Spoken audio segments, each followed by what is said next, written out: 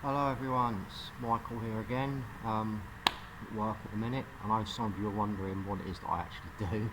I'm an engineer and general dog's body. I work in a paper mill, maintain conveyors. It's a few miles of conveyors in this paper mill. We've done that good of a job. I don't need maintaining every day. So when I'm not there doing that, I'm in the power station, which is here, the old power station control room. I'll show you around quickly. And basically I am polishing this turd, as well as stripping down all of the old high voltage switchgear, which there's a lot of. Here's where we're at so far. Anyway, I won't bore you too much with that. I was thinking realistically, what can I do to try and sort of raise as much awareness as I can, change things. You know, I'm only one man, very limited resources. Now I thought the best way I could go about it was I'll share with you my story. Now it's an ugly one, it's not nice. I'm not going to throw it all in straight away, you know, we'll split it up. But I'll start from the start and we'll lead up to where we are. Now there's a few little things I need to cover first because it might confuse the elements of it. Now as you know, when I was physically on the streets, I stayed in a town in the high street. Now the reason for this is, and you can look this up online, in Canterbury, it was about 2015, there was a homeless man found dead inside a tent. He'd been there for some time, they reckoned 8-9 months, and they were going to write it straight off as an overdose. It was reported locally in the media, a woman came forward, and basically the story turns out that her partner had a sawn-off shotgun and had shot this fella. Now the police were going to write this off as an overdose straight away. It was only once she'd come forward and done this and they performed an autopsy that they found buckshot in the stomach. So you know, that's what you're dealing with when you're being homeless. So he was out in the woods on the outskirts of Canterbury. So with that in my mind, I thought, no, I need to be somewhere public. You know, I don't want to be a statistic, I really don't. So that's what led me to staying in a town. Okay, so what led to me being homeless? Okay, this is a hard one. Now, all my adult life, I've suffered mental health issues. I wasn't really aware of it.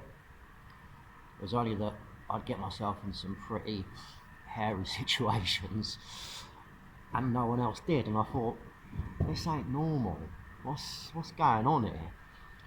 Eventually I sort of bit the bullet and I went to the doctors and explained to them what was going on, and I was diagnosed with something called EUPD, emotionally unstable personality disorder. Sounds a bit anyway, what it basically means is my emotional spectrum is only at the polar extremities. The way I tell people this is I have two ways of dealing with something: not at all or really badly.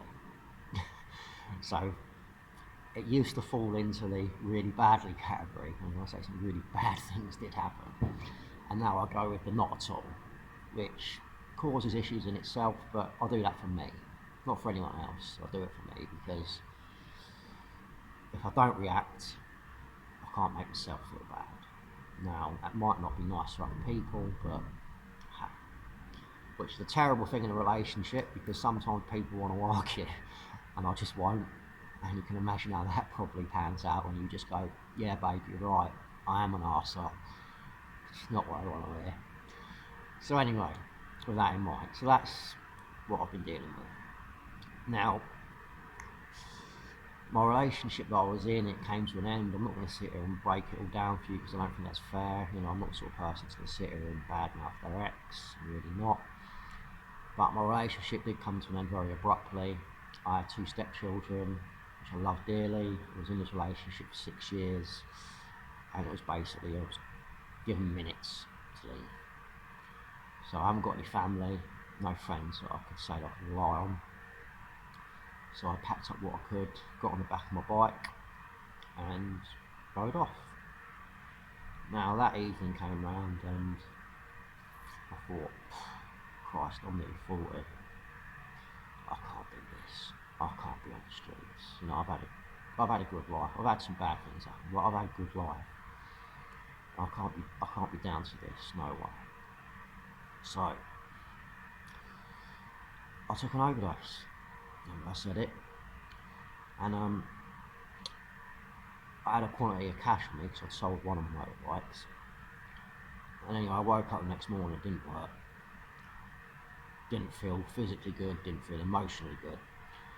My bag was next to me, it had been emptied out, and all my cash had gone. So basically, someone had found me on death's door.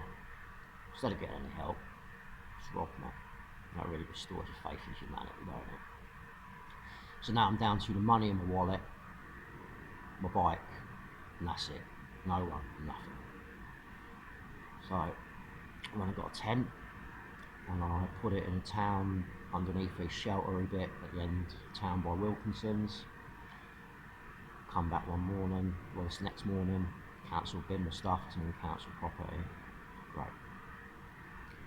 So I get another tent, and I'm really running out of money now. So I'm going to stay in the doorway. Terrible evening, not gonna lie. Next morning, wake up, go check on my motorbike, been nicked. God, how is this happening to me? And obviously the police aren't going to investigate anything like that, and as well as I do.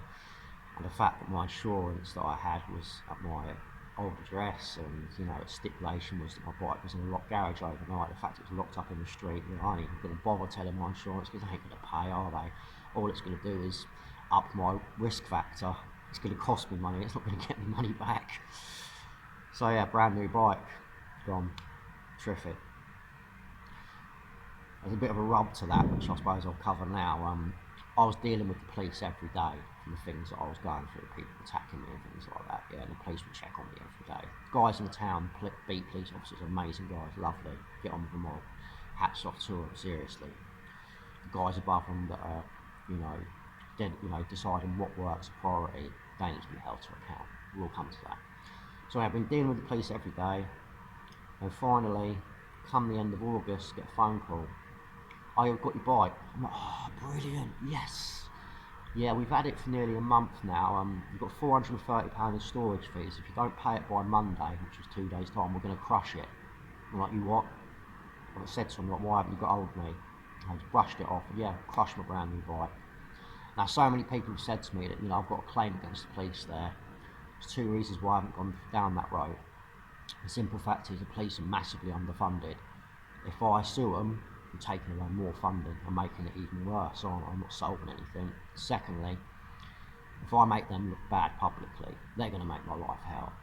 I know that from experience. I've done some bad things when I was younger, and when you beat them, they will make your life hell. So I know from experience, it's not a road I want to go down. It's not worth it. So, anyway, where are we? So, I'm on the streets, a few days in, bike's been nicked. Great. So, one evening, wake up with someone pissing on my tent. Leap out, have a row, basically get shit kicked out by two of them, and they nick my wallet. Phone the police. Police don't come. Nothing happens. Next day, they come back, throwing chicken nuggets at me and all the rest of it. Fight doesn't ensue. Phone the police. Police don't come. Nothing happens. Third day, I come back, same thing again, getting a fight. Never going to win when you're outnumbered, don't care how hard you think you are. If you're outnumbered, you ain't going to win. Learned very quickly from that, it's better not to react. Even if you get punched in the face, it's better than one punch in the face than two. So I went from that, I just back to my old way of not reacting. Basically, that is what I was dealing with. Handrail doorway, violence nearly every night. I used to read books all day and all night if I could get the light to try and block everything out. And the worst thing that happened was not the worst thing, the one that sticks with me the most, that hurt, really sticks with me. Not by far, not the worst thing that happened to me. So I was asleep one night and I was woken up to my tent being dragged into the street. Now the high street is a pedestrianised zone during the day, but of an evening it's a road. So my tent's been dragged out of the doorway, me asleep in it, into the middle of the road. What? Seriously? So I've leapt out and I'm not impressed. I've seen the bloke that did it. I've gone up to him and like, you think you're a big hard man picking on someone who's asleep. Now this guy, the way he was dressed and the way he was groomed, he should have known better. Just should have, simple as that. Nice tweed jacket, nice shoes, really well groomed, a bit trendy hipster. Just should have known better. And that's what I've dealt with a lot, is people I encounter that do these things. These are people that know better than this. These are people that have been raised better than this. For some reason, get a bit of booze and I think it's acceptable, I think it's funny. It's not funny. It needs to stop. This isn't just me, and it isn't just here.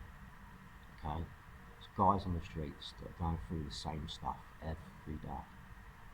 And the police don't want to know. What it was down to is we're not council taxpayers. What sort of priority are we? We've been dehumanised, okay? We're not people anymore. We're statistics. It needs to end. Anyway, we'll stop there. I'll continue the story, but I'll leave you for digest for that. Thanks guys. Speak soon.